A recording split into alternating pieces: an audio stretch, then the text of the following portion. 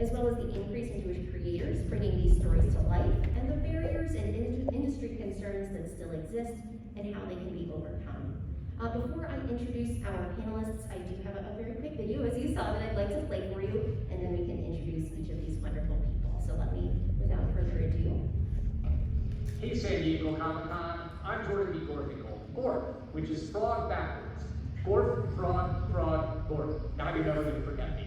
And I am the creator of Batman No Man's Land and Birds of Prey, both for DC Comics. And since we're at the historic, one of the very first Jewish-themed panels at San Diego Comic-Con, I'm also the creator of the Passover Haggadah graphic novel. The Elon Esther Book of Esther graphic novel. What makes comics Jewish? Let me tell you a little story to illustrate, pun intended. When I was first beginning to write and draw my weekly Jewish cartoon feature, which you can follow on Instagram and Facebook, @JewishCartoon. @JewishCartoon. Break out your phones right now, folks, and follow @JewishCartoon. I created a gag that I published in my newspapers. And for the young folks in the audience right now who don't know what a newspaper is, it's when you take the internet, you print it out, and you hand it to somebody. I posted that. That was funny. It also unintentionally maligned a segment of my readership. I received a letter from a very prominent rabbi who gave me some feedback that I carry with me in all the work that I do to this very day. He wrote, Gorf, which is frog backwards. Gorf, your comic strip is very entertaining, and you can continue to use it to tell funny gags and entertain. But you also have a special opportunity. You have a platform that speaks to countless people, and you can use that for the greater good. You can inspire and enlighten even as you entertain. And that, folks, is what I think Jewish comics is. Jewish comics makes the world a better place. Thank you, moderator. Thank you, fellow panelists. And hey, San Diego Comic-Con. See you in the funny papers. Excellent. Well, thank you for that. Absolutely. So again, without further ado, I'd like to introduce all of our wonderful panelists here. In no particular order, we have Fabrice Sapolsky, who is not only the co-creator and co-writer of Spider-Man Noir for Marvel Comics with David Hine, but he is first and foremost a versatile creator. Through his 25+ years in publishing, Fabrice served as editor and packager for multiple companies in France, his home country, and the US, including Heavy Metal, DC Comics, Humanoids, Tapestry Productions, and Ablaze Comics.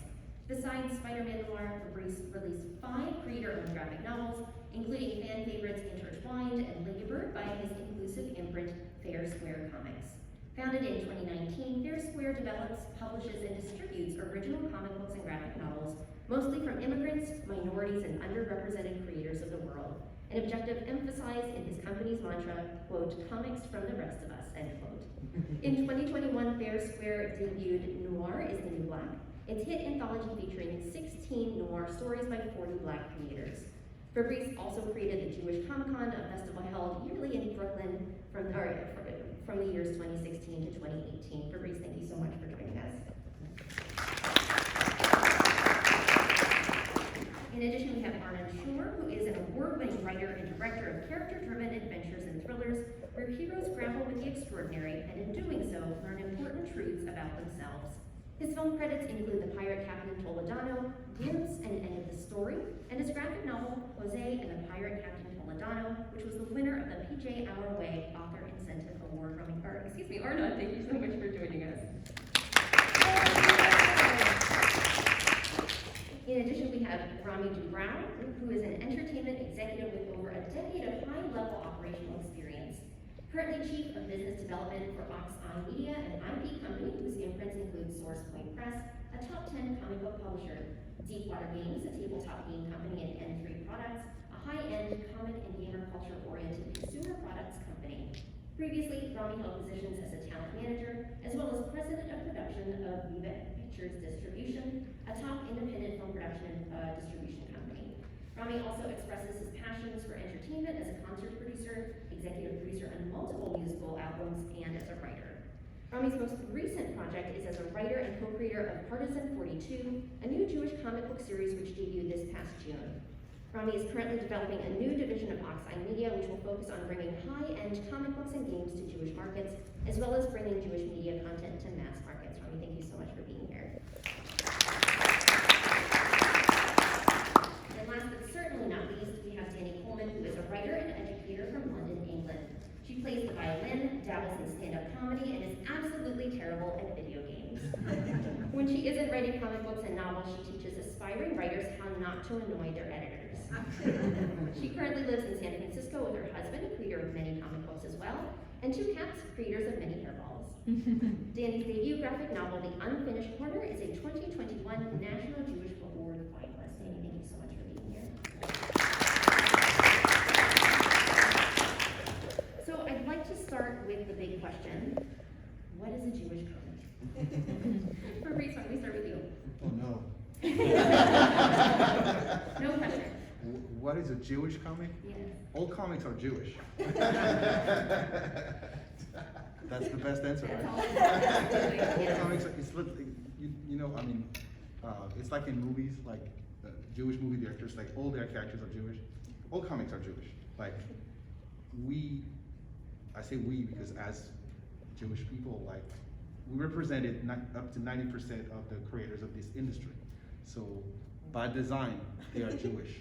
But they were also closeted Jewish for a very long time. So I guess now is the time to reclaim that heritage, but we're gonna probably talk about it. Absolutely. Arnon, anything you'd like to add? What is a Jewish? I think that, yeah, it's really about, to my mind, a Jewish comic is a comic that tells a story about or that grapples with themes that connect to some aspect of Jewish history or heritage or culture or religion or ideas or text or characters or, I mean, it is a very, it can be a very, very broad, very open-ended definition. Because what is a Jewish? That can also be very open-ended. Exactly. Dani, what about you? I mean, from a contemporary here we are now perspective, I think a Jewish comic is one that is explicitly by Jewish creators for a Jewish audience, dealing explicitly with Jewish themes. And the more the industry diversifies, the more, not just in Jewish stories, but in any kind of minority representation, the more we get to see it be overt and explicit and hopefully authentic. But with that said, Fabrice hit the nail on the head that this entire industry was founded and built up by Jewish creators, and even though they were not able to be overtly Jewish in their comics because the mass market would not support it at the time, you don't have to dig very deep at all to find those Jewish themes, to find those stories and those characters that are deeply, deeply meaningful from the Jewish perspective. So yeah, all comics are Jewish. Ramy, the pressure's on. I'll take one of each of them said. I think that's the truth. I think that a Jewish comic is different for each individual. What's Jewish for me may be different than what's Jewish for somebody else. But I think if it's something that either comes from a place of Jewish value or heritage or history, or speaks to a place of Jewish value, history, or heritage, it can be considered Jewish, even if it isn't expressly Jewish. Now, similar to what Dani was saying, though, I think that there is a lot in the direction we're going where it is a lot more shining a light on what the creators, their Judaism, the content itself and their Judaism. I don't think it has to specifically come off as preachy, but I do believe that a true Jewish comic would have an element to it that is Jewish a lot more than just if it was just a regular story. A lot of our panelists have already touched on this, but I'd like to delve into the conversation further in terms of the fact that Jewish individuals have long been active in all areas of the comic book industry. However, they may not have been comfortable in sharing this information about themselves. So what is your knowledge of how Jewish people have been involved in the industry since its inception? And do you feel that the fear of anti-Semitism has abated over time? Dani, why don't we start with you this time? Oh boy.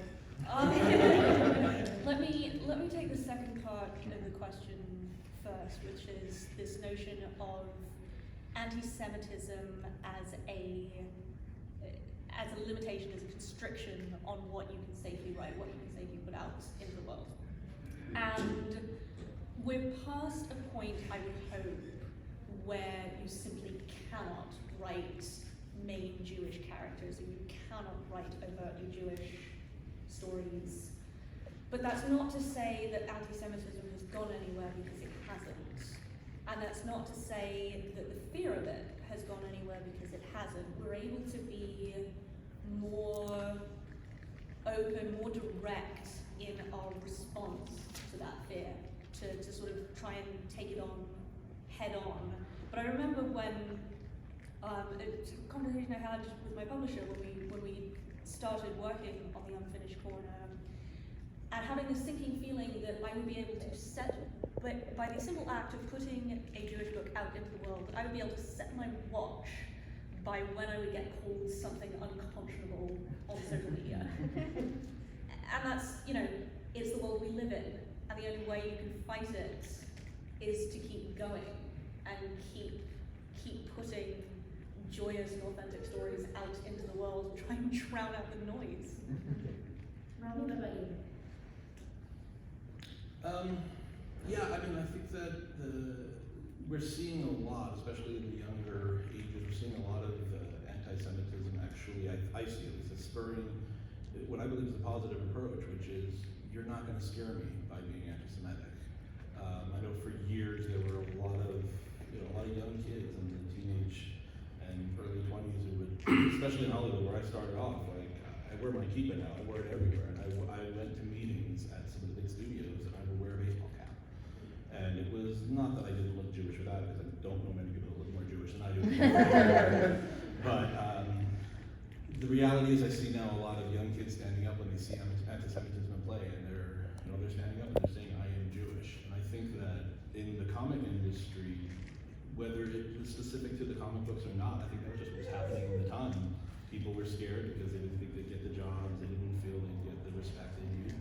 I don't know that anti-Semitism is changing, but I think the response to it is. I think nowadays more people are willing to stand up and say, you can threaten me with a stick, you can threaten me with a stone, you can threaten me with words, it doesn't matter, I am Jewish, and if you don't like it, that's your problem, not mine. I am Jewish and I'm proud to be Jewish. And I think the real key here behind it is anti-Semitism. We should not be looking to change anti-Semitism, we should be looking to change how we respond to it. I'm gonna get back to my story for a second, because I grew up in France, and I spent the vast majority of my adult life there until I moved to the US 7 years ago. And it's a very different experience being Jewish in a country like that, where we're very few, but also where anti-Semitism is everywhere. And it is systemic over there. And so I remember, like, when I was a kid, or when I was growing up, being Jewish was mostly being hidden. And so as a creator, it was like, even if I have a Jewish character, when I started writing, even if I have a Jewish character, I would cloak that character so it would be Jewish and recognizable to the people who were Jewish, but it would not be, or she would not be openly Jewish out of fear. Because even though there are some graphic novels and there are some comics on the French market that are dealing with the Jewish experience, mostly they're not by Jewish people. They're historians, they're like curious people, and when you bring the issue to the publisher, it's like, where's the problem? And coming here to America was extremely liberating, because I could now be in control and publish the characters that I really wanted. So it was like kind of like okay, now I can come out, I'm Jewish. And when I was in New York, I had the opportunity to create the first Jewish Comic-Con, which was, to my knowledge, the only Comic-Con in a synagogue. And it was great, because not only was a a Jewish comics experience in the synagogue, but it was also inclusive, because I was very positive that if we have a mission, because we have this incredible medium called comics, is to tell everyone else who we are. A lot of Jews don't do a great job communicating properly about who we are because of fear, because of retaliation, because of a lot of trauma. But we have this medium called comics where we can say, okay, we're Jewish and we're cool. What we're doing is great, because who we are is great, and we are inclusive, and we are diverse, and we have all the colors, and we come in every kind and every shape and every origin. This is who we are. That was a revelation for me. If I could jump on to that. So your question was really about this sort of historical impact, I suppose, of anti-Semitism on the comics industry. My area of expertise, despite having just written a comic, is more the movie side of things. And certainly in Hollywood, the fear of anti-Semitism repressed the Jewishness of the Jewish founders of the industry. And the reason I want to connect this to what you were just saying, Fabrice, is that I see an interesting sort of feedback loop that results from that. Because what ended up happening is that very few overtly Jewish stories were told by the biggest, most powerful storytelling mechanism that the world has ever known. And then when Jewish stories were told, they were told through a particular lens of discomfort. Starting way back with films like The Jazz Singer and going all the way through to today, the tendency in Hollywood when it came to portraying Jews and Judaism was to really portray two types. It was either the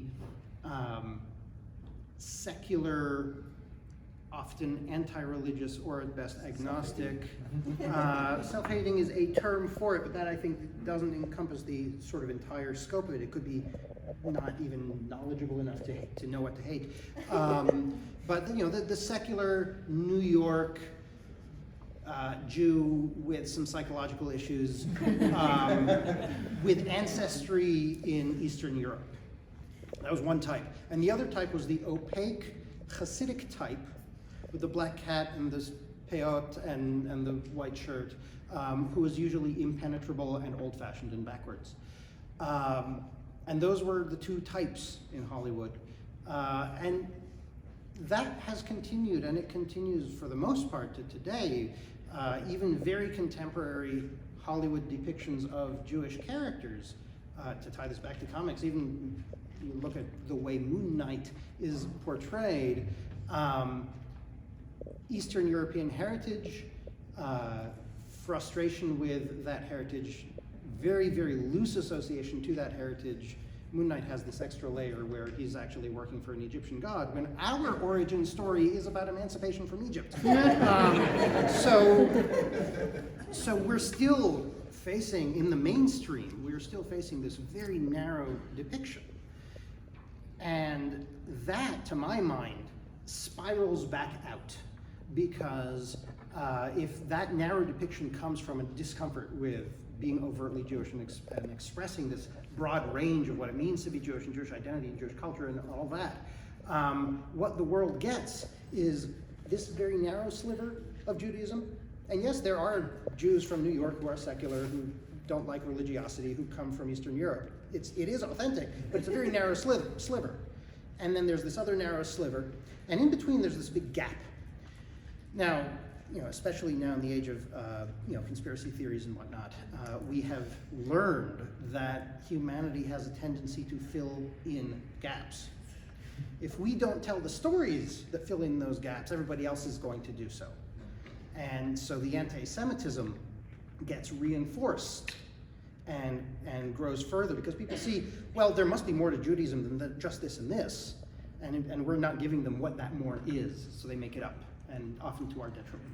Well, if I could jump in on that, anti-Semitism is a particularly insidious form of prejudice, because so much of it is predicated on the notion that Jews have a level of power that we don't.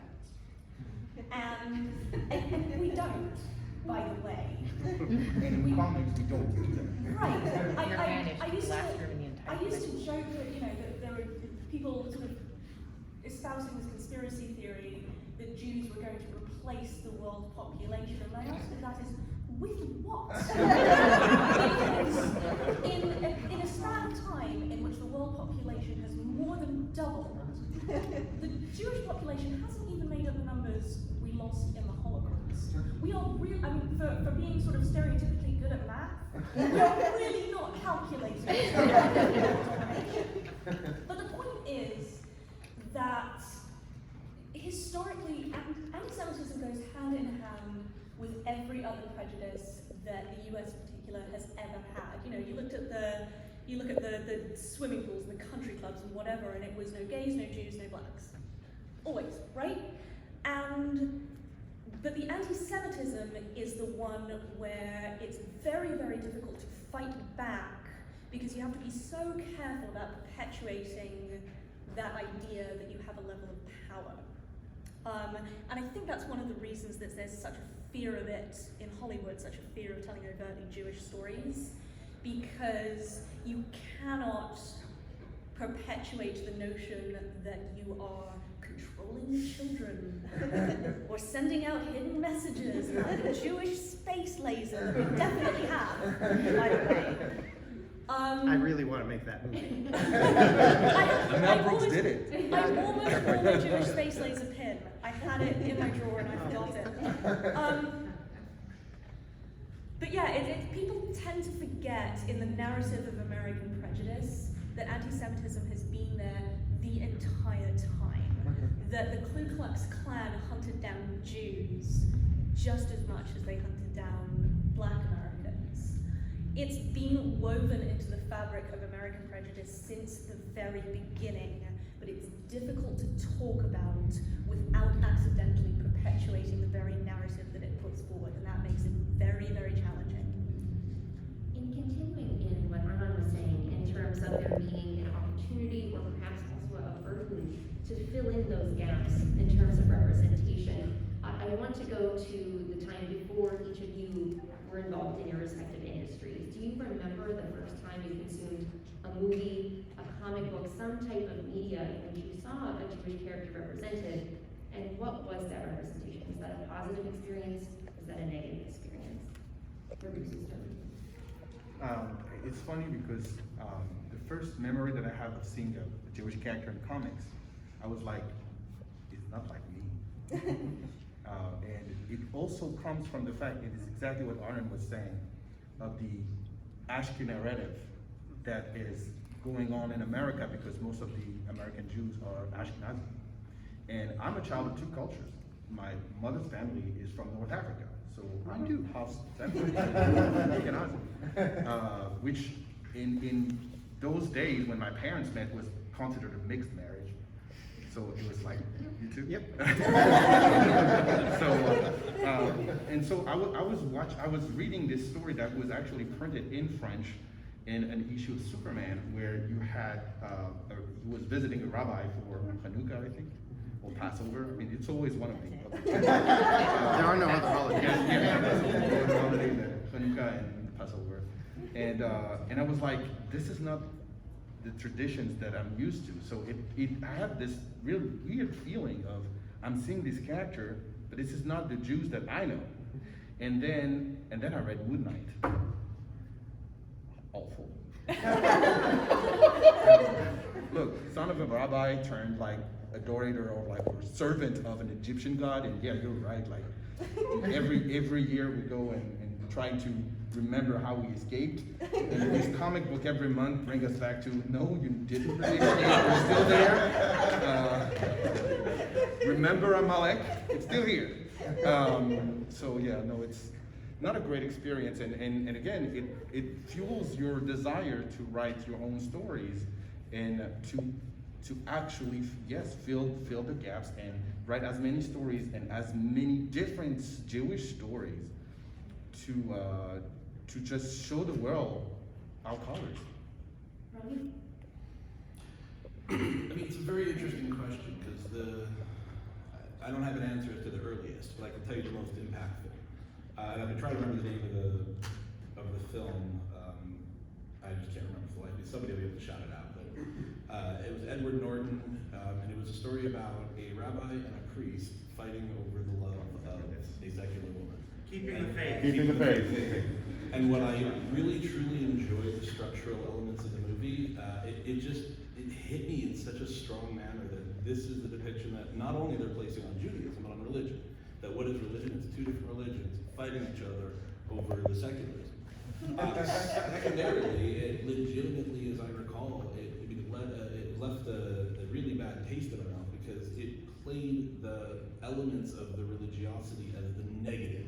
It wasn't that, oh, it's so beautiful that this priest holds these feelings and the Jew holds these feelings, and that's what's attractive about them. It was, well, this is why he's bad, and this is why he's bad, and she has to choose which is the less of the two bad. I mean, to me, that's really, I think, where we talk about these gaps that we're filling in. I think that's a big piece of it. It's definitely pervasive in the film industry. I mean, I avoid name dropping at every opportunity I can because I hate it. It sounds awful. But when I first got into the film business, I took a course where a guest speaker was John Singleton, who is obviously, may rest in peace, but he was a very, very famous black director. And it was interesting because I had probably met about 5 or 6 Jewish executives that I had pitched an idea to. It was John that actually said, that's an interesting idea, let's try to take it to an executive. And it was a Jewish concept, and one of the reasons I asked him why afterwards, I said, well, it's very strange, what are your thoughts? And he actually said that one of the reasons is because he felt we had a lot in common. Because for him to go pitch an executive at Fox or wherever, the idea of making a movie is simple, straightforward, it's what it is. But if he's pitching another African American, they don't like it as much. So as a Jew, they were coming in because I think what I took out of what he was saying was, well, my Jewish message may be different than yours, so I don't want to give you control of my Judaism. And he was saying the same thing that the African American executives are saying, well, what it means to me to be black is not necessarily for you, so I don't want to give you control. And I think that speaks to what we're all talking about here, which is this notion of we're the ones putting out the message, and we're the ones putting out a message that is not who we really are. I mean, we can sit in a room, whether you're Hasidic or whether you're completely secular, and we're people, and we're Jews. And yeah, we all share our heritage, and whether else Ashkenazi or Sephardi. I mean, my wife's family is Sephardi. God, the first couple times I was there, I felt like I was in outer space. And I don't know what the world is happening right now. But at the end of the day, we're still all Jews. I'm going to be at their house tonight, Friday night for dinner, and it's not like we're going to do Friday night dinner differently. And I think the food just might be better. And now I know where you turn down the invitation. But no, but yeah, to bring it back to the original question, I don't remember the earliest representation that I saw, but the most impactful ones that I've seen are not good stories. They're not positive messages about Judaism. It's all, we're going to point out what's wrong with Judaism or the identity of being Jewish, and we'll make a story around that. I personally find that to be horrific. I'd like to go to Dani next, but Dani, I'm going to ask a different question because Ramy brought up a really interesting point in that, as is often the case with marginalized characters, when there are a dearth of opportunities for representation, those few opportunities carry a really heavy burden and needing to represent various different lived experiences for people within those communities. So how do you view the challenge of proper Jewish representation in comics, aside from there simply needs to be more? Dani, will start with you. I'm really glad that you asked that because that was something that I wanted to address directly in the unfinished course. So my Jewish background is the second most stereotypical you can have after the, Brooklyn, everything that you said. I am a Northwest London middle class Ashkenazi Jew. My mother's a teacher, my father's a lawyer. You look up Jewish in an illustrated dictionary, you get a picture of my dad. And so, that's my experience, and it aligns quite neatly with the sort of popular depiction of contemporary Judaism. But it's not the only Jewish experience. There are Sephardi Jews, there are Black Jews, there are Asian Jews, there are Jews from all over the world, and I didn't want any reader to come to this book and go, am I not Jewish enough for it? So we were very, very deliberate in making sure that yes, we've got we've got a New York Ashkenazi Jew, but we also have a Latina Jew with Sephardic heritage. We have a black Jew who's mixed race, and he's got an afro, and we wanted to be very, very clear that his experience is specific, that his look is unambiguous. I remember a story my grandfather told me, and my grandfather also, you look up Jew in an illustrated dictionary, the second picture you see is my grandfather. And he lived in Japan for a while, and wanted to find some community, and so he found a community of Japanese Jews. Actual Japanese Jews, not immigrants, Japanese people who were Jewish and went to synagogue. And he went to a Shabbat service and had a lovely time and felt very welcomed, and afterwards went up to the rabbi and said, I just wanted to thank you for giving me this experience, for allowing me to find community while I'm here in this foreign land. Thank you so much for that. The rabbi thanks him and says that, it's my honor, we're happy to have you, but if you don't mind my saying, you don't look Jewish. That's always stuck with me because, one, it's hilarious. But two, for this community of Japanese Jews, looking and sounding and acting Jewish was looking, sounding and acting like them. Because this was their Jewish experience. And so it's so much broader than popular culture would have us believe, and even our own experiences quite often would have us believe. And I think we have to be deliberate about displaying that diversity and painting with every available color. I'd love to hop onto that if I may, because you asked about the challenges of telling stories. I see this as actually the great opportunity. This is probably the greatest gift that we can give to the world right now. This idea that you can be part of something and also distinct from it. That your difference is the thing that makes you the same as the other person who is also different. I think that within Judaism there are so many types of Judaism, in the way that within humanity there are so many types of humanity. And we are all so unique and so distinct that our very difference is the one thing that binds us all together. It's the one thing that we all have in common. And I think that from a Jewish experience, we can kind of recognize that and share that story, and help us all kind of recognize that in difference we have unity, in difference we have something that we can kind of hold on to that connects us, rather than trying to create boxes or silos or definitions that set people apart. So yeah, that story about your grandfathers is just kind of a perfect illustration of this idea that our difference is exactly that. It's the thing that we have in common. And first and foremost, I want to say this is hands down. I've been engaged in a lot of panels at Comic-Con this year. One of the most insightful conversations. The first thing I want to say is you were enjoying it. I want to be mindful of the fact that there may be a lot of questions from the audience that you'd like to ask of the panelists, and we have only about 10 minutes left because it's been a wonderfully engaging conversation. So, is there anyone in the audience who has a question for our panelists? Yes. So I heard you say something about PJ Our Way, and I heard, Dani, you mentioned something about the National Jewish Book Awards, I believe. Do you feel like PJ Library and the National Jewish Book Awards have really helped to create more content and really helped to elevate Jewish writers, artists, illustrators, comic books?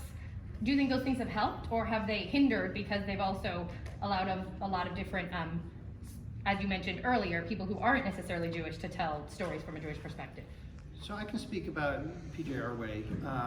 Do you want me to tell people what it is? I'm happy to kind of share a little bit about what it. So we got, and the illustrator also, we got an author incentive award, which basically gives money for either, it starts off with just an award for the manuscript, and then when we finish the book we got more. It's money. Money's really, really helpful because it allows us to eat, which allows us to live, to write another book. And one of the challenges, of course, with any of this stuff is that if you write something and nobody buys it, eventually you change careers or die. And so anything that puts more money into the pockets of the people who are creating this content is going to help create more of this content. This book was also picked up by PJ Arway as one of the books that they distribute. So PJ Library, PJ Arway, they buy up books in very large quantities and then give them away for free to Jewish kids all over the place, which is wonderful. It means the stories actually get out there. It also puts a little bit more money into the pockets of the people who are creating the stories, which is really, really important. So I think that any effort that helps to get the stories out and that does it in a way that makes them, financially useful to create is going to help get more of them out. So I definitely celebrate their efforts and what they're doing because I could pay the mortgage with it. A little bit. If I could jump in on that, actually. Yeah, first of all, I 100% agree with what Arnon was saying. It's incredibly important for there to be multiple different venues of distribution and multiple different opportunities for the creators to actually pay bills, which is, in the comic business, is very difficult. A lot of times comics just don't make as much money as you'd like them to. But there is also a gap in that space, and while I think that those publishing houses really have opened the door, I think what they've done more than anything really is show that there's a demand for it. I think that they've done an amazing job showing creators just what you can do with Jewish content. I don't want to think obviously negatively about anybody, but I think there's a gap, and Arnon and I were talking about this actually a little earlier, there's a gap in the Jewish storytelling where the quality of the story isn't the focus. If I were to try to go pitch a comic over at Marvel, they're going to be looking at their metrics, and DC's going to look at their metrics, but the key behind all this stuff is they're going to be looking at good storytelling first and foremost. Well, they'll be looking at money first and foremost. Secondarily, they're looking at good storytelling. Not to shamelessly pitch ourselves here, but this is one of our big focuses with what we're doing in the Jewish world. It's not just, oh, it's a Jewish comic, great, let's put it out there. It's got to specifically be, the story has to be important, the characters have to be really well told stories, they have to be, the art has to be above par. We have to stand out with the quality, and it has to be able to stand in the same room and the same book. There has to be our books and someone else's books, and the art and the story all have to line up with what the rest of the world non-Jewish oriented comics are coming out with. And then we really do have an opportunity to expand that. I mean, my editor-in-chief from our company is here today, and it's probably not because he's here to make sure I don't say anything stupid. It's because there really is a huge opportunity here, and he wants to learn about it as well, because we're going to be doing a lot with that. But gentlemen, like, I haven't actually read these other books, and I definitely have to. But gentlemen like Arnon, who I've known for years, like, focus on story is an incredibly important thing.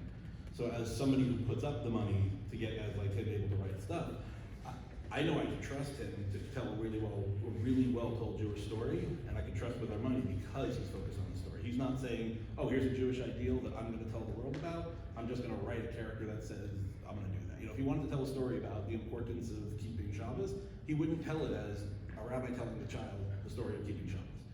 And if you do tell him that way, you're not going to get the same kind of effect. So I think that there has been a massive opening of the market from organizations like all of them actually. So there's more than just those two.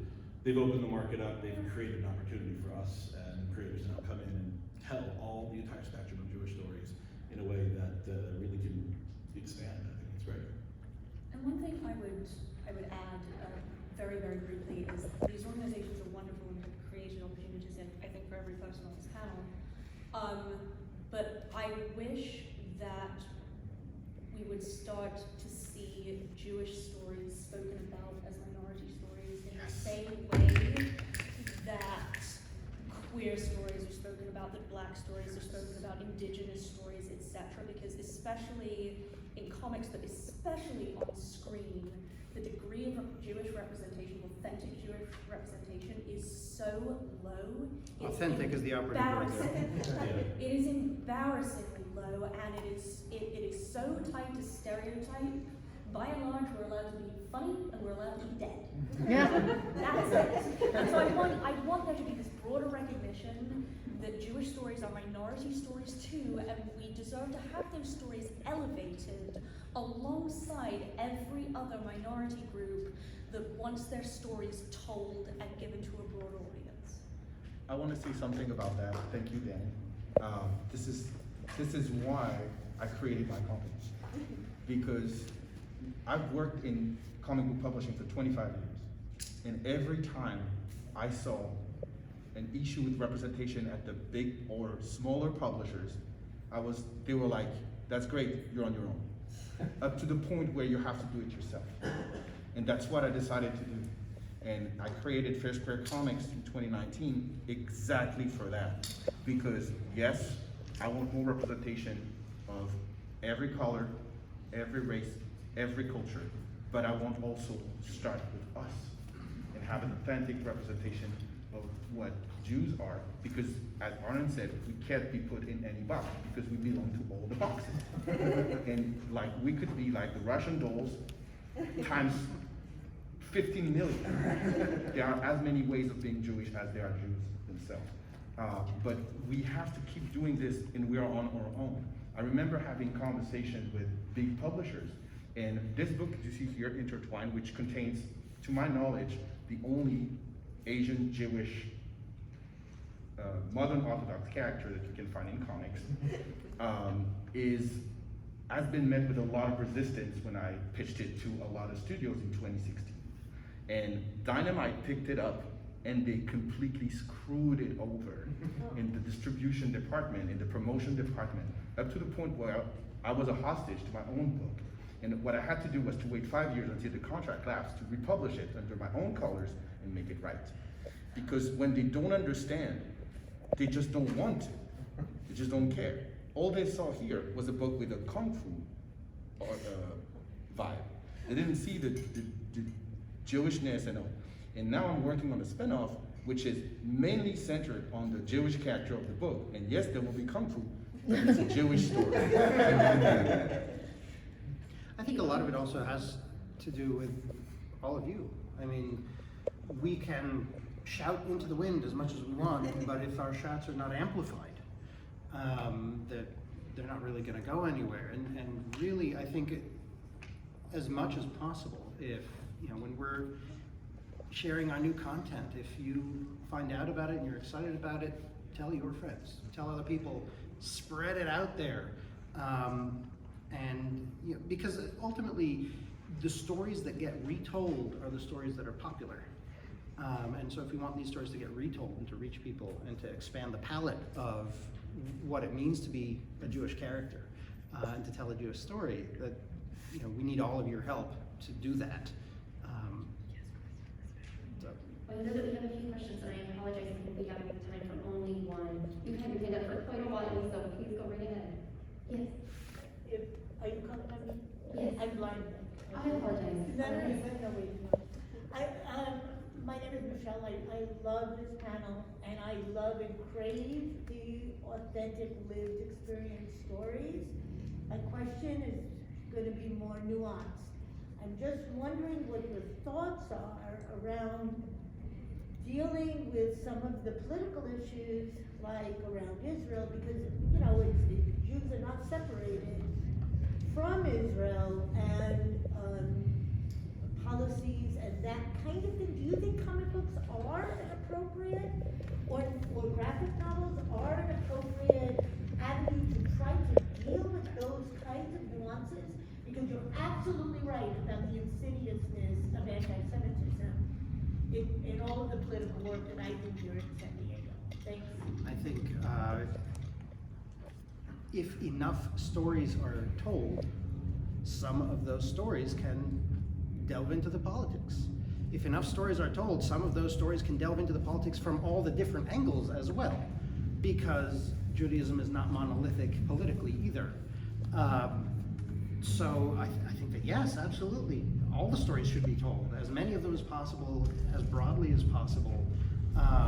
The dangerous ones, the safe ones, the risk, I think, is so much greater when we leave gaps in the narrative. When we say, well, we shouldn't tell that story. Someone else is going to come in and tell that story for us. And if we don't take ownership of our narratives, we lose control of them. And let me say, by the way, this is something that's come up a lot for me because of the timing of when this came out, that the assumption that by nature of being Jewish, we must have a position on what is going on in Israel and the Middle East is in and of itself a form of anti-Semitism. It is making a blanket assumption that we must think a certain way because of who we are, and that is not the case. For many, many contemporary Jews living outside of Israel, what is going on there has little to no bearing on our everyday life, and it is uncomfortable and offensive for it to be assumed that we must have a position, we must express that position. And If it's even not within the story- Israel. Right. There It's are not probably more always the opinions within story Israel than we outside. tell, guys. Unfortunately, I do have to stop us because we are at time and we might for the next panel. I'd like to give a very brief moment if you would each mind sharing where our audience can find you either at the convention or online. My website is arnonshorr.com. My book, Jose and the Pirate Captain Toledano, is available where books are sold, Amazon, Bookshop, etc. This book was actually an expansion of a story I first told in a short film called The Pirate Captain Toledano, which you can stream on Amazon or HiFlix. And yes, I love hearing from people, so if you have more questions, I'm easy to find online. My name is fairly unique. Same for me. My name is very unique. I have a first name that no American can pronounce, or no other barista in Starbucks. You can find me at fairsquarecomics.com or at Fabrice Sapolsky everywhere on the internet. And our books are from Fair Square Comics. They're also available everywhere books are sold. And I encourage you to discover Intertwined. That is this book, and you can buy it either on our website or directly in stores. You can find me all over the internet at Dani Writes Stuff.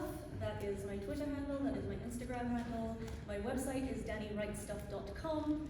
The Unfinished Corner is available everywhere books are sold. And I am a Jewish Book Council touring author, so if you are associated with a Jewish community center, school, library, or anything similar, please do get in touch with the Jewish Book Council if you would be interested in having me for an event. Check out oxidemedia.com, Google's SourcePoint Press. At the moment, you're not going to find very many Jewish books on there because we've just started releasing them. Definitely keep an eye on it because there's going to be a lot more. And check out all of our other books as well. But oxidemedia.com and SourcePoint Press are what you look for us. And we're also at most of the conventions. You can generally find us in a pretty big booth. We don't have a booth at this convention today, but That was my next question. no, unfortunately today we I was don't writing have them a all booth. down, by the way. But generally, yeah, if you're a regular at conventions, you'll find us pretty prominently. But check us out online at oxidemedia.com and so on. And you can find me on Facebook and Facebook.com on all of the social medias. We're also in the small press at table 03. I want to say a massive thank you again to all